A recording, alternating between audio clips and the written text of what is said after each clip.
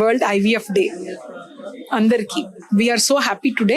ఎందుకంటే all 49 centre 11 సెంటర్స్లో we have come with 3 important things.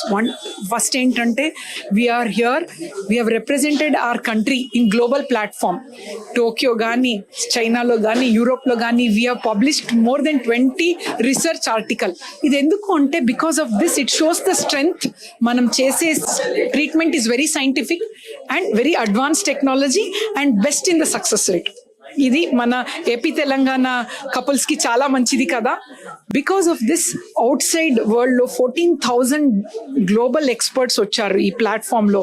మన స్టడీస్ గురించి they were very proud, we were very happy about it.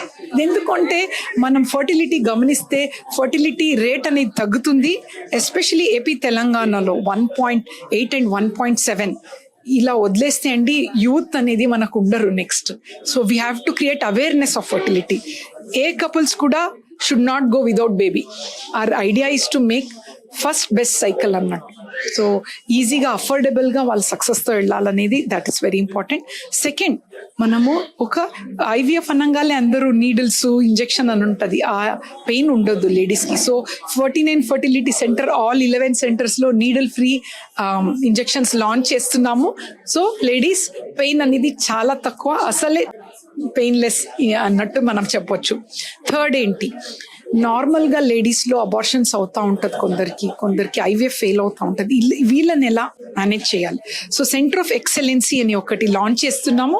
So వాళ్ళు ప్రెగ్నెన్సీనే కాదు abortions కూడా చాలా తక్కువ అవ్వాలని ఒక ఏఐ మాడ్యూల్తో ఒక ప్రోటోకాల్ చేస్తున్నాం. సో విత్ దట్ ఇంకా world should become a better place to live. And couples పిల్లలు లేక బాధపడే వాళ్ళకి ఇది ఒక మంచి ఇదన్నమాట. It's all emotion. And 49 is also known for 49 అంటే సంతానం, 49 అంటే సంతోషం. Thank you.